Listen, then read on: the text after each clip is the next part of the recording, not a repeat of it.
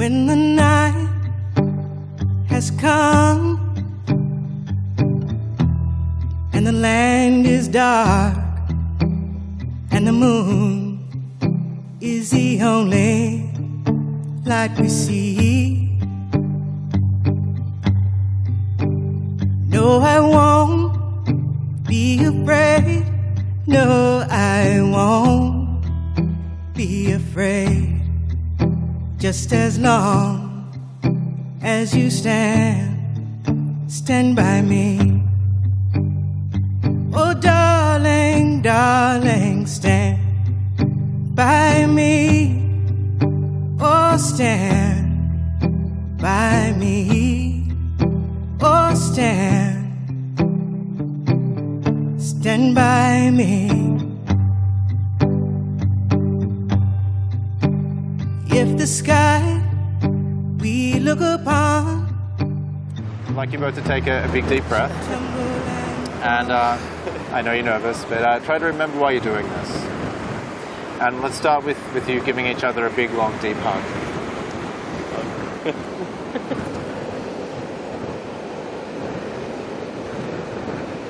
And feel free to hold hands and touch throughout the ceremony. Okay. E Kamo Mai means welcome in Hawaiian. Welcome everyone, whether here or remotely watching. We call on all spirits and ancestors to bless us on this sacred occasion. We acknowledge the effort of all of our ancestors, without whose love and hard work we would not be standing here today. Kevin and Alex, I wish you both a heartfelt congratulations on this sacred occasion of your wedding day. We will begin with the traditional Hawaiian lei exchange. The lei represents softness, beauty, and unity.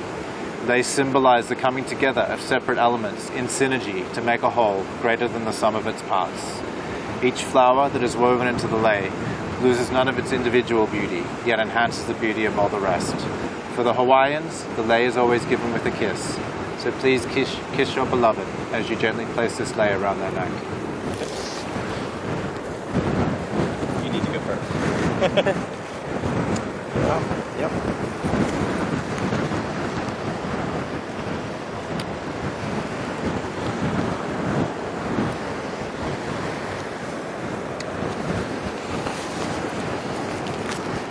And so we are gathered here today on this windy day, not to witness the beginning of what will be, but rather to bear witness to the public declaration of and consecrate what already is. Today, as you join yourselves in marriage, there is a vast and unknown future stretching out before you. The possibilities and potentials of your married life are great, and now upon your shoulders falls the task of choosing your values and making real your dreams. Through your commitment to each other, may you nurture a love that makes both of you better people. May you grow a love that continually gives you great joy. And may you foster a passion for living that provides you with the energy and patience to face the responsibilities of life. Kevin and Alex, today you enter as individuals, but you will leave united, husband and husband, blending your lives, expanding your family ties, and embarking upon the grandest adventure of human interaction. The story of your life together is still yours to write. Marriage is a lot of things. Marriage is joy, marriage is challenge. Most of all, marriage is an unparalleled opportunity for growth and for knowing who you are.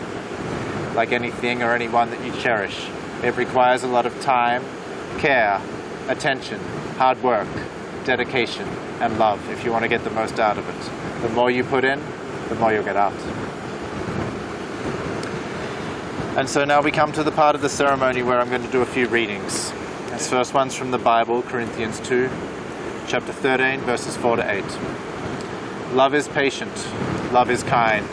It does not boast, it does not dishonor others, it does not envy, it is not self-seeking, it is not easily angered, and it keeps no record of wrongs. Love does not delight in evil, but rejoices with the truth. It always protects, always trusts, always hopes, always perseveres. And this next one is from a poem called To Love Is Not to Possess by James Kavanagh.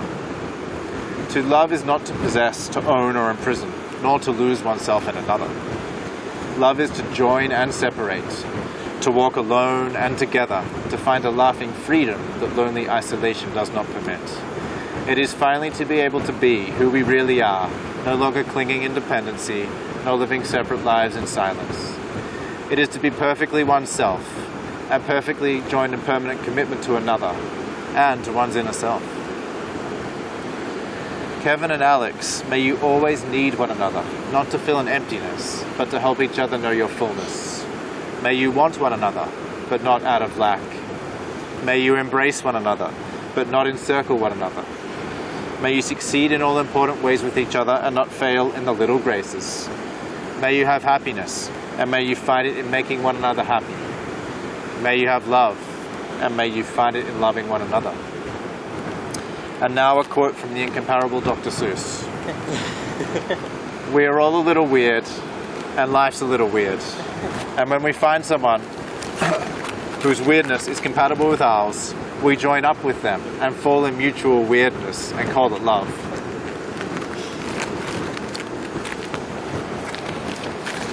Okay, I'm going to do a reading now by Robert Fulghum. This is called Union. You have known each other from the first glance of acquaintance to this point of commitment. At some point you decided to marry. From that moment of yes to this moment of yes, indeed, you have been making commitments in an informal way. All those conversations that were held riding in a car or over a meal or during long walks. All those sentences that began with when we're married and continued with I will, you will, and we will. And all those late night talks that included someday and somehow and maybe. And all those promises that are the unspoken matters of the heart. All these common things and more are the real process of a wedding.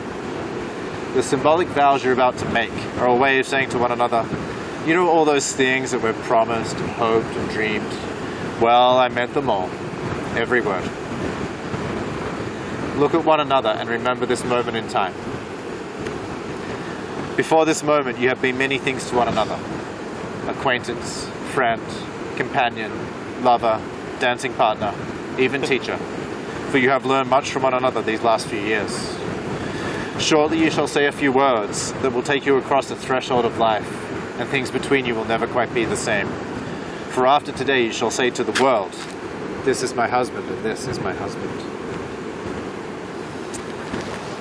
So, if you can keep looking into each other's eyes now, take a deep breath. As you're looking into each other's eyes, try to cast your mind back to that very first time when you crossed paths and looked into each other's eyes. And think about all the synchronicity that had to happen for you two to cross paths, to connect, to get to know each other, to date, and to reach this point of culmination where you're about to exchange vows. There's been so much magic and mystery and wonder and synchronicity alive in that exchange. And that's what we're here today to celebrate, all of us, everyone who's watching too, this magic of love, which is alive in you, Kevin, alive in you, Alex, and alive between the both of you. Just before we go into the vows, Alex, I'd just like you to spontaneously, from your heart, tell Kevin what you're most grateful for about him. I'm most grateful that you always know exactly what to say, depending on how I feel, and you always know how to calm me down when my anxieties are high and my worries are great, and you always make me feel calm. Thank you. Kevin, if you could share some words. Yeah. You bring me joy every day. You're the best part of my day. When I wake up, when I go to bed, I'm always happy around you. I can't wait to get home to see you. I can't wait to talk to you. You just give me life. And I don't know how my life existed without you. Thank you. And so now we can go into the vows, and if you have any vows you'd like to share.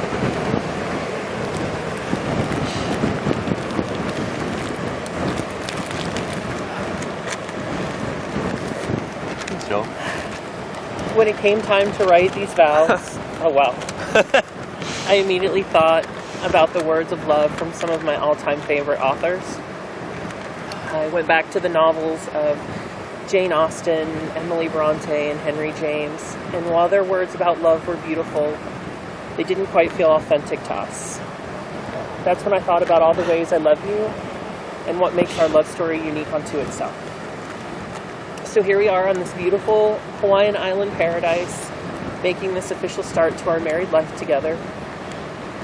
Thanks to a very dear friend, Carol Showalter, who's listening, we selected this island, which will now hold a special place in our hearts for a lifetime. We met each other at a time when the world was in a pandemic. Chaos and uncertainty made everything seem so difficult and hopeless. Everything changed one May evening at the Parkersburg Brewing Company when I met you. The meal and the drinks were a total disaster, but not the first date itself.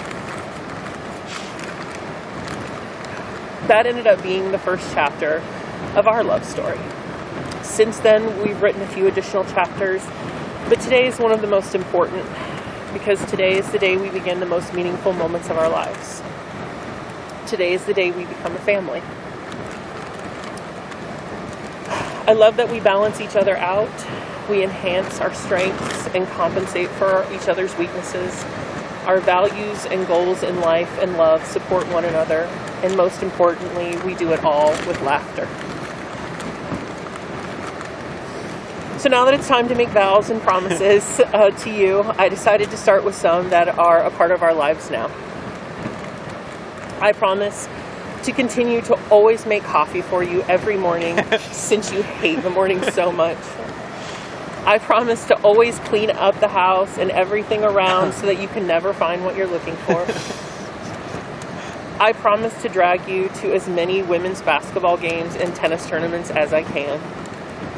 I promise to always play my 90s sad lady music when it's my turn manning the radio. I promise to always keep the thermostat set so cold that you're freezing. I promise to always react to stress and anxiety with worries and my worst case scenarios. But most importantly, I promise to always love you. I will love you when you're making a mess in the house I just cleaned, when you make me sit through a Star Trek marathon, or whenever you're on the news or in the newspaper with all of Charleston mad about some way you're trying to help others. Most importantly, I promise to love you for the empathetic, compassionate person that you are.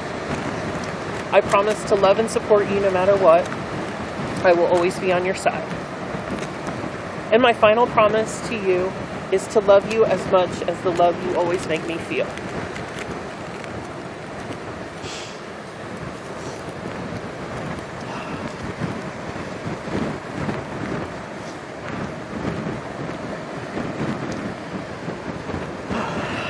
Derek Alexander Carpenter. On May 16th, 2021, you came into my life. I was on vacation and not checking the dating apps, but fate had other plans. After a beautiful day, Jen unfortunately took a tumble on the boat and had to go to the emergency room. I needed to stay awake in case her kids woke up until she got home. So I decided I would send the cute guy from Athens a message. That message turned into a conversation that lasted until 4 a.m. I remember thinking a few things. One, this conversation feels like talking to someone I've known my whole life. Two, please don't let this be a catfish situation. And three, he's pretty thirsty for me if he's staying up till 4 a.m. He's definitely interested. From our first interaction, you were by my side, keeping me up all night. The next day we spoke on the phone, and you sounded just like I thought you would. Again, it felt like someone I had known my whole life. I wanted to set up a date pretty quickly, but you needed to wait your 14 days because you were just vaccinated, and you were such a rule follower. During the next 14 days, we messaged and spoke on the phone. One night we spoke for over 12 hours until sunrise. The chemistry we had from the start is pretty remarkable. I kept thinking to myself, is this too good to be true? Is this guy for real? And then we met in person, and it was just as effortless. You surpassed all my expectations. I quickly fell in love with you, and we both tried so hard to delay saying I love you to each other. But I remember being in Columbus, and I couldn't wait, and I was bursting, and pulled you in the room and said, I love you so much, and you're like, finally! After a year, I had to ask you to move in with me because the best parts of my day were waking up with you by my side. It's always been so easy, and marriage was the next logical step. And here we are in Hawaii. I'm marrying the man of my dreams. Feels like a fairy tale. Happily ever afters do exist. You're the missing piece of my life, one that I didn't know was missing. I didn't know I was missing your love of sad lady music, which is like being at a non-stop Lilith fair. Your love of sports, especially watching tennis live in 100-degree weather. Your love of all things 90s.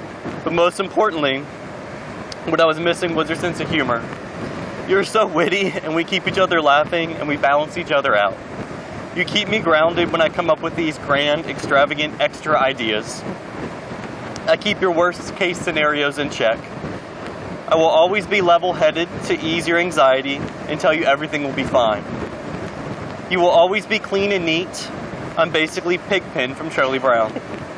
So that means I promise to keep doing everything that drives you crazy. My car will always be messy. I will always pile up my mail and not open it for months. Spill just about anything. Always wait until the last minute to prepare for anything. Take forever to get ready, and always iron out the tiniest wrinkle from my clothes. But what I promise above everything else is that we will have the best life together. I'm looking forward to spending the rest of my life with you and building an amazing family together. You and our family will always be my number one priority, including above my job. You're my penguin, forever and always. I will be by your side. Never gonna let you down. Never gonna say goodbye. Alex, I love you, and I'm so proud to call you my husband.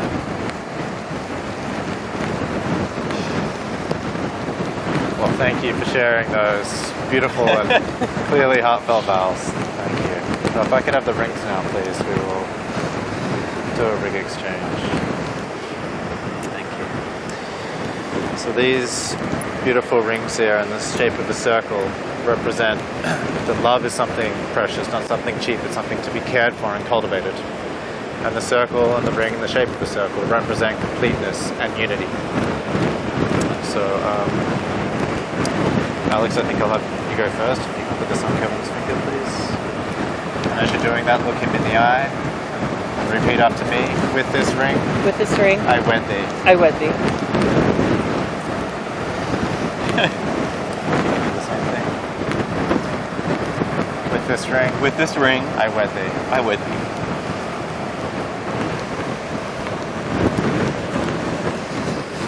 And so I invite you both to remember to practice responding rather than reacting. To say I love you at least once per day. To remember that your partner is perfect as they are, although there's always room for improvement. To never be too old to hold hands or be affectionate. To be willing at times to be the object of your partner's frustration or disappointment. To remember that marriage is not about marrying the right partner, but being the right partner. To remember that for your marriage to be rich, successful and long-lasting, you will need to consciously fall in love, or better said, rise in love, all over again with each other, again and again and again. And to remember that real communication and real connection arises when we let go of the desire to defend or the need to be right. And as the mystic Sufi poet Rumi once said, where we meet each other in a field beyond right and wrong. E ho'o mau mau ke aloha. May your love last forever. And now, by the public declaration of your commitment and the power of your love, as Minister for the State of Hawaii, I hereby pronounce you husband and husband. Thank you. Woohoo! Congratulations! We're married. I know, right? You are officially Alex Jones. We're married. How exciting! I know. Congratulations. Thank you. Thank you all for watching. Thank you, people. Wow, good. Nice. We did it. We did it.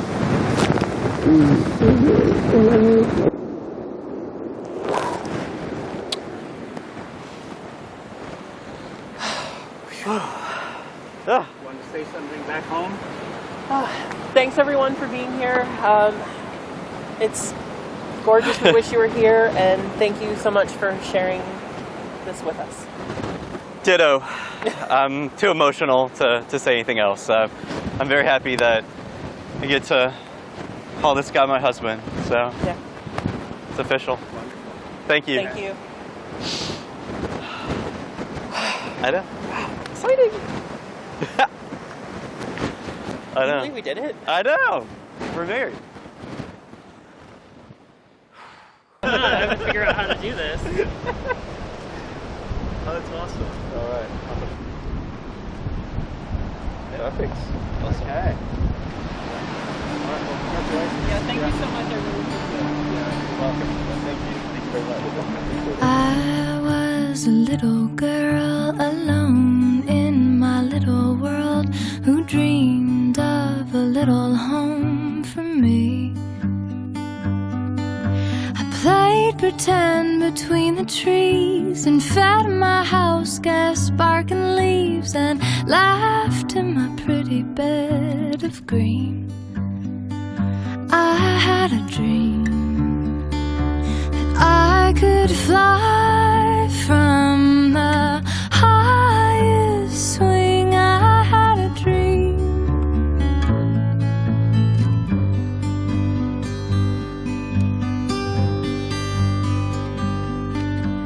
Long walks in the dark through woods grown behind the park. I asked God who I'm supposed to be. The stars smiled down at me. God answered in silent reverie. I said a prayer and fell asleep. I had a dream that I could fly from the highest tree. I had a dream.